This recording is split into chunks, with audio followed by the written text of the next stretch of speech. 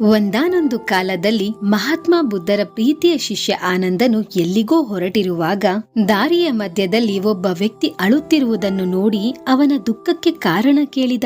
ಆ ವ್ಯಕ್ತಿ ತನ್ನ ಕಣ್ಣೀರನ್ನು ಒರೆಸಿಕೊಳ್ಳುತ್ತಾ, ಏನಂತ ಹೇಳಲಿ ಸ್ವಾಮಿ, ನಾನು ಇದೇ ಗ್ರಾಮದ ಒಬ್ಬ ನತದೃಷ್ಟ ವ್ಯಾಪಾರಿ.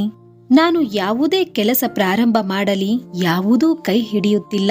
ಮಾಡಿದ ಎಲ್ಲಾ ವ್ಯಾಪಾರಗಳು ಸಾಲು ಸಾಲಾಗಿ ನಷ್ಟ ಆಗುತ್ತಿವೆ. ನಾನು ವ್ಯಾಪಾರ ಮಾಡಲೆಂದು ನನ್ನ ಹೆಂಡತಿ ಮತ್ತು ತಾಯಿಯ ಒಡವೆಗಳನ್ನೂ ಕಳೆದುಕೊಂಡೆ. ಈಗಂತೂ ನನ್ನ ಮನೆ ಮತ್ತು ಜಮೀನುಗಳನ್ನೂ ಕೂಡ ಅಡಮಾನ ಇಟ್ಟಿದ್ದೇನೆ. ಛೇ, ನನ್ನ ಹಣೆ ಬರಹವೇ ಸರಿಯಿಲ್ಲ. ಆ ವ್ಯಕ್ತಿಯ ಮಾತುಗಳನ್ನು ಕೇಳಿ ಆನಂದನು ಹೇಳುತ್ತಾನೆ, ನಿನಗ್ಯಾರು ಹೇಳಿದ್ದು ನಿನ್ನ ಹಣೆ ಬರಹ ಸರಿಯಿಲ್ಲ ಅಂತ? ಅಂತಹದ್ದೇನಾಗಿದೆ ಅಪ್ಪ ನಿನ್ನ ಹಣೆ ಬರಹಕ್ಕೆ? ವ್ಯಕ್ತಿ ಹೇಳಿದ, ಪ್ರಾರಂಭದಲ್ಲಿ ಕೃಷಿ ಮಾಡುತ್ತಿದ್ದೆ. ಆದರೆ ಪ್ರತಿ ವರ್ಷವೂ ಅದರಲ್ಲಿ ನಷ್ಟ ಆಗುತ್ತಲೇ ಇತ್ತು.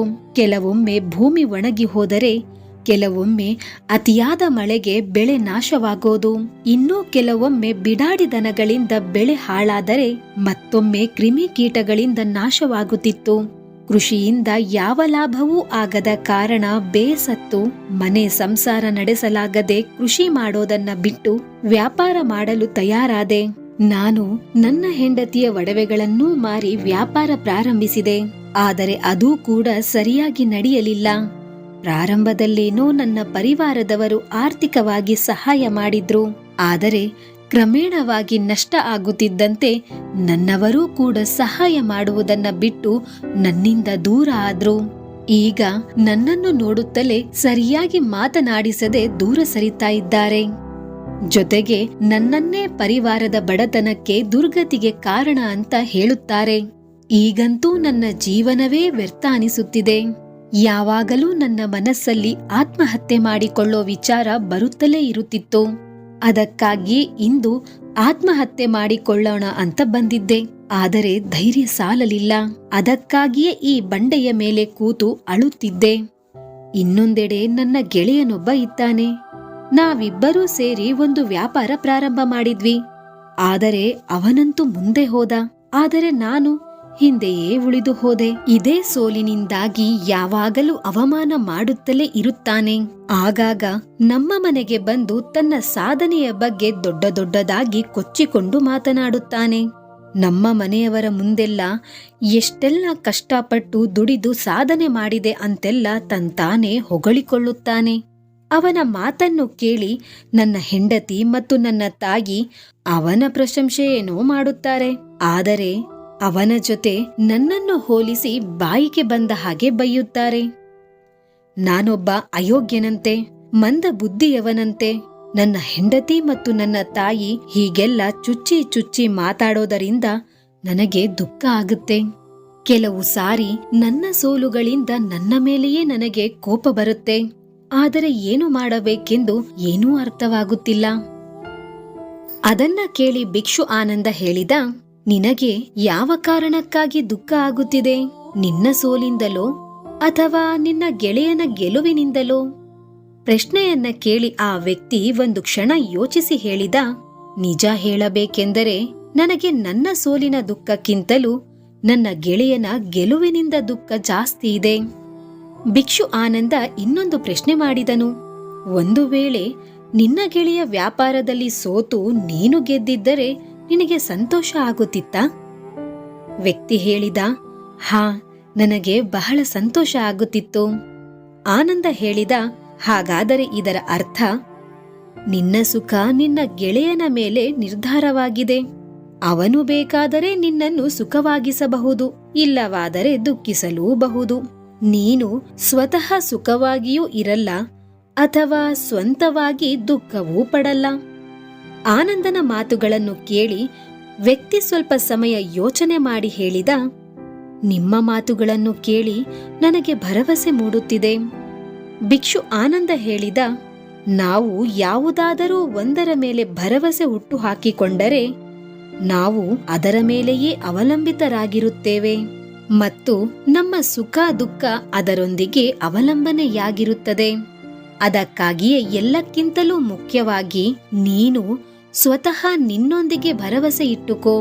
ಯಾವಾಗ ನೀನು ನಿನ್ನ ಸ್ವಂತ ಸ್ಥೈರ್ಯದಲ್ಲಿ ಭರವಸೆ ಇಟ್ಟುಕೊಂಡು ಸಂಪೂರ್ಣ ಶ್ರಮ ಮತ್ತು ನಿಷ್ಠೆಯಿಂದ ಕೆಲಸ ಮಾಡಿದಾಗ ಖಂಡಿತವಾಗಿಯೂ ನೀನು ಗೆದ್ದೇ ಗೆಲ್ಲುತ್ತೀಯ.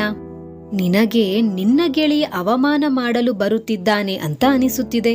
ಆದರೆ ಪ್ರಾಮಾಣಿಕವಾಗಿ ಯೋಚನೆ ಮಾಡಿ ನೋಡು, ಅವನು ಹೇಳುತ್ತಿರುವುದೆಲ್ಲ ನಿಜವೇ ಇದೆ. ಅವನು ತನ್ನ ಸಂಘರ್ಷ, ತನ್ನ ಅನುಭವವನ್ನೇ ಹೇಳುತ್ತಿದ್ದಾನೆ. ನೀನು ಅವನ ಮಾತುಗಳಿಂದ ಬಹಳಷ್ಟು ಕಲಿಯಬಹುದು. ನಿಜ ಹೇಳಬೇಕೆಂದರೆ ನೀನೇ ಅವನಿಗೆ ಧನ್ಯವಾದ ಹೇಳಬೇಕು. ಯಾಕೆಂದರೆ ನೀನು ಕೂತ ಜಾಗದಲ್ಲೇ ಇಷ್ಟೆಲ್ಲ ಅನುಭವ ಸಿಗುತ್ತಿದೆ. ನೀನು ಆ ಅನುಭವಗಳ ಲಾಭ ಪಡೆದುಕೋ. ಹೊಸ ಯೋಜನೆ ಮಾಡು, ಹೊಸದಾಗಿ ಪ್ರಾರಂಭಿಸು, ಪ್ರಾಮಾಣಿಕ ಪ್ರಯತ್ನ ಮಾಡು, ಶ್ರದ್ಧೆಯಿಂದ ಕರ್ಮ ಮಾಡು. ಸೋಲನ್ನು ಒಪ್ಪಲೇಬೇಡ. ಒಂದಿಲ್ಲ ಒಂದು ದಿನ ನೀನು ಗೆದ್ದೇ ಗೆಲ್ಲುವೆ. ಈಗೇನು ನೀನು ಈ ಕೆಟ್ಟ ಸಮಯ, ಕೆಟ್ಟ ಗಳಿಗೆ ಅಂತ ಹೇಳ್ತಾ ಇದ್ದೀಯ ಅಲ್ವಾ? ಅದು ಬದಲಾಗಿಯೇ ಆಗುತ್ತೆ. ಅದರ ಜೊತೆ ನಿನ್ನ ವಿಚಾರಗಳು, ನಿನ್ನ ಯೋಚನೆಗಳೂ ಕೂಡ ಬದಲಾಗಿ ಹೋಗುತ್ತವೆ. ಯಾವಾಗ ನಿನ್ನ ಒಳ್ಳೆಯ ಸಮಯ ಪ್ರಾರಂಭವಾಗುತ್ತದೋ ಆಗ ನೋಡು, ನಿನ್ನ ಗೆಳೆಯನೂ ಕೂಡ ತನ್ನ ಯಶಸ್ಸಿನ ಕತೆ ಹೇಳುವುದಿಲ್ಲ. ಬದಲಾಗಿ ತನ್ನ ಸೋಲಿನ, ತನ್ನ ಚಿಂತೆಗಳ ಬಗ್ಗೆ ಮಾತನಾಡುತ್ತಾನೆ. ಯಾಕೆಂದರೆ ಅವನ ಮಾತುಗಳನ್ನ ಕೇಳಿ ಭ್ರಮೆಯಲ್ಲಿ ನಿನ್ನ ಆತ್ಮವಿಶ್ವಾಸ ಕದಡಿ ನೀನು ತಪ್ಪು ನಿರ್ಧಾರ ತೆಗೆದುಕೊಳ್ಳಬಹುದು. ಆದರೆ ಅಂತಹ ಸಮಯದಲ್ಲೂ ನಿನಗೆ ಬುದ್ಧಿಯ ಪ್ರಯೋಗವನ್ನೇ ಮಾಡಬೇಕು. ನಿನ್ನ ಬಗ್ಗೆ ವಿಶ್ವಾಸವಿಡಬೇಕು. ಯಾವ ರೀತಿ ನಿನ್ನ ಗೆಳೆಯ ನಿನಗೆ ಈಗ ದುಃಖ ಕೊಡಲು ಬರುತ್ತಿದ್ದಾನೋ ಆ ದಿನವೂ ಇದೇ ರೀತಿ ದುಃಖ ಕೊಡಲು ಬರುತ್ತಾನೆ. ಯಾಕೆಂದರೆ ಅವನ ದುಃಖವನ್ನು ನೋಡಿ ನಿನಗೆ ಹೇಗೆ ಸಂತೋಷವಾಗುತ್ತೋ ಅದೇ ರೀತಿ ಅವನಿಗೂ ನಿನ್ನ ದುಃಖವನ್ನು ನೋಡುವುದರಲ್ಲಿ ಅಷ್ಟೇ ಸಂತೋಷವಾಗುತ್ತೆ. ವ್ಯಕ್ತಿ ಹೇಳುತ್ತಾನೆ, ನೀವು ಹೇಳುತ್ತಿರೋದೆಲ್ಲ ಸರಿಯಾಗಿದೆ ಮಹಾತ್ಮ, ಆದರೆ ಎಲ್ಲಕ್ಕಿಂತಲೂ ಹೆಚ್ಚು ದುಃಖ ನನ್ನ ಪರಿವಾರದವರೂ ಕೂಡ ಇದರಲ್ಲಿ ಸೇರಿಕೊಂಡಿದ್ದಾರೆ. ವಾಸ್ತವವಾಗಿ ನನ್ನ ಪರಿವಾರದವರಿಗೆ ಒಳ್ಳೆಯದನ್ನೇ ಮಾಡಲು ಬಯಸುತ್ತಿದ್ದೆ, ಅವರನ್ನು ಸುಖವಾಗಿಡಲು ಇಷ್ಟಪಡುತ್ತಿದ್ದೆ. ಆದರೆ ಅವರೂ ಕೂಡ ನನ್ನ ಮಾತು, ನನ್ನ ಭಾವನೆಗಳನ್ನು ಅರ್ಥ ಮಾಡಿಕೊಳ್ಳಲಿಲ್ಲ. ನನ್ನದೇ ತಪ್ಪು ಅಂತಿದ್ರು. ಈಗ ಸ್ವಲ್ಪ ದಿನಗಳಿಂದ ನನ್ನ ಜೊತೆಗೂ ಇಲ್ಲ. ಭಿಕ್ಷು ಆನಂದನು ಆ ವ್ಯಕ್ತಿಗೆ ವಿವರಿಸುತ್ತಾ ಹೇಳುತ್ತಾನೆ, ನಾವು ಯಾವಾಗಲೂ ಏನಾದರೂ ಮಾಡಿದರೆ ಜನ ಅದರ ಬಗ್ಗೆ ಹೊಗಳಬೇಕೆಂದು ಇಷ್ಟಪಡುತ್ತೇವೆ. ಆದರೆ ಸಾಮಾನ್ಯವಾಗಿ ಹೀಗೆ ಆಗುವುದಿಲ್ಲ. ಜನ ಹೊಗಳುವುದಿಲ್ಲ. ಅದರಿಂದಾಗಿ ನಮಗೆ ದುಃಖ ಆಗುತ್ತದೆ. ಇದರಿಂದ ನಮಗೆ ಅನಿಸುತ್ತದೆ, ನಮ್ಮ ಪರಿವಾರ, ನಮ್ಮ ಸಂಬಂಧಿಕರು, ಮಿತ್ರರು ಎಲ್ಲರೂ ಸ್ವಾರ್ಥಿಗಳು. ಆದರೆ ನೀನು ಯಾರನ್ನಾದರೂ ನಿನ್ನ ಪರಿವಾರದವರೆಂದು ಅಂದುಕೊಂಡರೆ, ಅವರಿಗೆ ಏನಾದರೂ ಮಾಡಬೇಕೆಂದು ಬಯಸಿದರೆ, ನೀನು ಮಾಡ್ತಾ ಇರೋದೆಲ್ಲ ಬೇರೆಯವರಿಗೆ ಅಂತ ಯಾಕೆ ಯೋಚನೆ ಮಾಡುತ್ತೀಯಾ? ವಾಸ್ತವದಲ್ಲಿ ನಿನ್ನ ಸುಖಕ್ಕಾಗಿಯೇ ಮಾಡುತ್ತಿದ್ದೀಯಾ? ಯಾಕೆಂದರೆ ಅವರು ಸುಖವಾಗಿರೋದನ್ನ ನೋಡಿ ನಿನಗೆ ಸಂತೋಷವಾಗುತ್ತದೆ.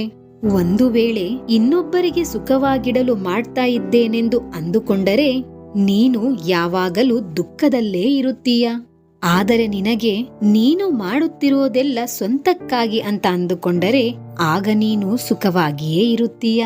ಯಾಕೆಂದರೆ ನಾವು ನಮ್ಮ ಸ್ವಂತಕ್ಕಾಗಿ ಏನಾದರೂ ಮಾಡಿದರೆ ಅಥವಾ ಮಾಡಲು ಪ್ರಯತ್ನ ಪಟ್ಟರೆ ಅಲ್ಲಿ ಹೊಗಳಿಕೆಗೆ ಅವಶ್ಯಕತೆಯೇ ಇಲ್ಲ. ಭಿಕ್ಷು ಆನಂದನ ಮಾತುಗಳನ್ನು ಕೇಳಿ ಆ ವ್ಯಕ್ತಿಯ ಮುಖದ ಭಾವನೆಗಳೇ ಬದಲಾಗಿ ಹೋಯಿತು. ಅವನು ಹೇಳಿದ, ನೀವು ಹೇಳುತ್ತಿರುವುದು ನಿಜ ಮಹಾತ್ಮರೇ. ಈಗ ನನಗೆ ಅರ್ಥವಾಯಿತು. ಇಲ್ಲಿಯ ತನಕ ನನ್ನ ಅದೃಷ್ಟವು ಇಷ್ಟೊಂದು ಕೆಟ್ಟಿರುವುದಕ್ಕೆ ಕಾರಣ ನನ್ನ ಅದೃಷ್ಟವು ಬೇರೆಯವರ ಕೈಯಲ್ಲಿತ್ತು. ಆದರೆ ಇಂದಿನಿಂದ ನನ್ನ ಅದೃಷ್ಟವನ್ನು ನನ್ನ ಕೈಯಲ್ಲೇ ಇಡುತ್ತೇನೆ. ಮರಳಿ ಪ್ರಯತ್ನ ಮಾಡುತ್ತೇನೆ. ಶ್ರದ್ಧೆಯಿಂದ ಕೆಲಸ ಮಾಡುತ್ತೇನೆ. ಯಶಸ್ಸು ಸಿಗುವ ತನಕ ಸುಮ್ಮನೆ ಕೂರುವುದೇ ಇಲ್ಲ. ಆ ವ್ಯಕ್ತಿಯ ಮಾತನ್ನು ಕೇಳಿ ನಗುತ್ತಾ ಆನಂದನು ಒಂದು ಚಿಕ್ಕ ಡಬ್ಬವನ್ನು ಅವನ ಕೈಗೆ ಕೊಡುತ್ತಾ ಹೇಳಿದ, ಈ ಡಬ್ಬವು ಯಾವಾಗಲೂ ನಿನ್ನ ಜೊತೆಯೇ ಇರಲಿ.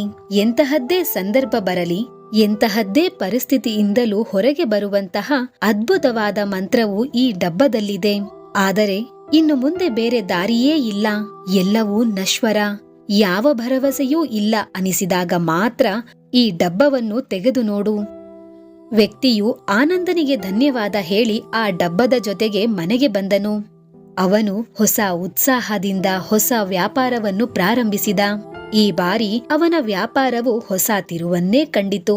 ಒಂದೇ ವರ್ಷದಲ್ಲಿ ವ್ಯಾಪಾರಿಯಿಂದ ಒಬ್ಬ ದೊಡ್ಡ ಉದ್ಯಮಿಯಾದ. ಅವನ ಪರಿವಾರದವರು ಮರಳಿ ಬಂದರು. ಅವನ ಜೀವನ ಆನಂದದಿಂದ ಸುಖ ಶಾಂತಿಯಿಂದ ಸಾಗುತ್ತಿತ್ತು. ಆದರೆ ಸಮಯ ಮತ್ತು ಅದೃಷ್ಟದ ಆಟವನ್ನು ಬಲ್ಲವರ್ಯಾರು? ನಿರಂತರವಾಗಿ ಒಂದೇ ತರ ಇರುವುದಿಲ್ಲ, ಬದಲಾಗುತ್ತಲೇ ಇರುತ್ತದೆ. ಆ ವ್ಯಕ್ತಿಯ ಜೀವನದಲ್ಲೂ ಮತ್ತೆ ಬದಲಾವಣೆ ಬಂತು. ಆ ವ್ಯಕ್ತಿಯು ಇರುವ ರಾಜ್ಯದಲ್ಲಿ ನೆರೆಯ ರಾಜ್ಯದ ರಾಜ ದಾಳಿ ಮಾಡಿದ. ಆ ದಾಳಿ ಮತ್ತು ಹೊಡೆದಾಟದಲ್ಲಿ ಅವನ ಎಲ್ಲಾ ಆಸ್ತಿ ಪಾಸ್ತಿ ಹಣವನ್ನೆಲ್ಲ ಲೂಟಿ ಮಾಡಲಾಯಿತು. ಅವನ ವ್ಯಾಪಾರ ಸ್ಥಳ, ಅವನ ಮನೆ ಎಲ್ಲವನ್ನೂ ಸುಟ್ಟು ಹಾಕಲಾಯಿತು. ಪ್ರಾಣ ಉಳಿಸಿಕೊಳ್ಳಲು ತನ್ನ ಪರಿವಾರದೊಂದಿಗೆ ಅಲ್ಲಿಂದ ಓಡಬೇಕಾಯಿತು. ತನ್ನ ಪರಿವಾರದೊಂದಿಗೆ ಎಷ್ಟೋ ದಿನಗಳ ಕಾಲ ಅಲೆದಾಡಿದ. ತುತ್ತು ಅನ್ನಕ್ಕೂ ಪರದಾಡಿದ. ಅವನ ಮಗ ಅನಾರೋಗ್ಯದಿಂದ ನರಳಾಡಿದ. ಮಗುವಿನ ಚಿಕಿತ್ಸೆಗೆ ಪುಡಿಗಾಸು ಇಲ್ಲದ್ದಕ್ಕೆ ಗೋಳಾಡಿದ. ಅದೆಲ್ಲ ಕಂಡು ಅವನ ಹೃದಯ ಹಿಂಡಿದಂತಾಯಿತು. ಅವನ ಹತ್ತಿರ ಮಗುವಿನ ಚಿಕಿತ್ಸೆಗೆ ಪರಿವಾರದವರಿಗೆ ಒಂದೊತ್ತಿನ ಅನ್ನಕ್ಕೂ ಜೇಬಿನಲ್ಲಿ ಏನೂ ಉಳಿದಿರಲಿಲ್ಲ. ಅವನು ಒಳಗಿನಿಂದ ಸಂಪೂರ್ಣವಾಗಿ ಕುಗ್ಗಿ ಹೋದ. ಹೀಗಿರುವಾಗ ಮತ್ತೊಮ್ಮೆ ಅವನಿಗೆ ನಿರಾಸೆ ಆವರಿಸಿತು. ಅವನ ಜೀವನ ವ್ಯರ್ಥ ಅನಿಸಿತು. ಈ ಜೀವನವೇ ವ್ಯರ್ಥ. ಆದರೆ ಇದ್ದಕ್ಕಿದ್ದಂತೆ ಭಿಕ್ಷು ಆನಂದರು ಕೊಟ್ಟ ಡಬ್ಬಿಯ ನೆನಪಾಯಿತು. ಅವನು ಬಹಳ ಕುತೂಹಲದಿಂದ ಆ ಡಬ್ಬವನ್ನು ತೆಗೆದ. ಆ ಡಬ್ಬದಲ್ಲಿ ಒಂದು ಚೀಟಿ ಇತ್ತು. ಅದರಲ್ಲಿ ಏನು ಬರೆದಿತ್ತೋ ಅದನ್ನು ಓದಿದ ನಂತರ ಅವನ ಕಣ್ಣಲ್ಲಿ ಇದ್ದ ನಿರಾಶೆಯ ಛಾಯೆ ಮಾಯವಾಯಿತು. ಕೂಡಲೇ ಮುಗುಳು ನಗೆ ಮುಖದಲ್ಲಿ ಆವರಿಸಿತು. ಆ ಚೀಟಿಯಲ್ಲಿ ಬರೆದಿತ್ತು, ಈ ಸಮಯವೂ ಕೂಡ ಕಳೆದು ಹೋಗುತ್ತದೆ. ಗೆಳೆಯರೇ, ಈ ಕಥೆಯಿಂದ ನಾವು ತಿಳಿದುಕೊಳ್ಳುವುದೇನೆಂದರೆ, ಸಮಯದ ಆಟವನ್ನು ಅರಿಯಲು ಸಾಧ್ಯವಿಲ್ಲ. ನಿರಂತರ ಬದಲಾವಣೆ ಆಗುತ್ತಲೇ ಇರುತ್ತದೆ. ಅದಕ್ಕಾಗಿಯೇ ಕೆಟ್ಟ ಪರಿಸ್ಥಿತಿಯಲ್ಲಿ ನಿರಾಶರಾಗಬಾರದು. ಆತ್ಮವಿಶ್ವಾಸ ಗಟ್ಟಿಯಾಗಿರಬೇಕು. ಯಾಕೆಂದರೆ ಬದಲಾವಣೆಯೇ ಪ್ರಕೃತಿ ನಿಯಮ. ಇಂದು ಪರಿಸ್ಥಿತಿ ಹದಗೆಟ್ಟಿದ್ದರೆ ನಾಳೆ ಖಂಡಿತವಾಗಿಯೂ ಒಳ್ಳೆಯ ಸಮಯ ಬಂದೇ ಬರುತ್ತದೆ. ಗೆಳೆಯರೇ, ಈ ಕಥೆಯನ್ನು ಸಂಪೂರ್ಣವಾಗಿ ಕೇಳಿದ್ದಕ್ಕೆ ಧನ್ಯವಾದಗಳು. ಈ ಕತೆ ಇಷ್ಟವಾಗಿದ್ದಲ್ಲಿ ಒಂದು ಲೈಕ್ ಮಾಡಿ, ಶೇರ್ ಮಾಡಿ. ಇದೇ ತರಹದ ಇಂಟ್ರೆಸ್ಟಿಂಗ್ ಕತೆಗಳಿಗಾಗಿ ನಮ್ಮ ಇನ್ಸ್ಪೈರ್ಡ್ ಸಂಧ್ಯಾ ಯೂಟ್ಯೂಬ್ ಚಾನೆಲ್ ಅನ್ನು ಸಬ್ಸ್ಕ್ರೈಬ್ ಮಾಡಿ. ಮುಂದಿನ ವಿಡಿಯೋದಲ್ಲಿ ಮತ್ತೆ ಸಿಗೋಣ. ಅಲ್ಲಿಯವರೆಗೂ ಧನ್ಯವಾದಗಳು.